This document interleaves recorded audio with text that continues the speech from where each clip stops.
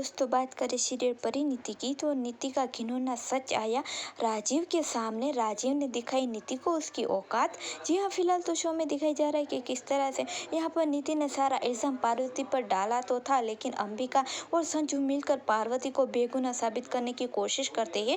ऐसे में यहाँ पर जो संजू है वो सबूत के साथ पुलिस स्टेशन पहुँच जाता है कि जब मेरी माँ छत से गिरी थी तब पार्वती एक बच्ची के साथ थी, वो भी टाइम के साथ बताता है। इसीलिए यहाँ पर पुलिस भी कहीं ना कहीं एग्री हो जाती है। पर आपको बता दें कि यहाँ पर जो नीति है अब वो डरने वाली है, क्योंकि एक तरफ तो गुरविंदर की तबीयत ठीक हो रही है, उसे डर है कि वो ठीक होते ही सच ना बता दे कि पार्वती ने नहीं बल्कि नीति ने उसे धक्का दिया था। तो दूसरी तरफ जब पार्वती से मिलने के लिए नीति जाती है तब पार्वती उसे साफ कह देती कि मुझे पता है ये सारी जाल तुमने बिछाई है, अगर तुम चाहती हो उस घर में रहना तो बाजवा परिवार में एक बार फिर से मेरी जगह बनाओ, वरना तुम उस जगह से निकलने की तैयारी कर लो, क्योंकि मैं तो बाजवा परिवार की मालकिन बनकर रहने वाली हूँ।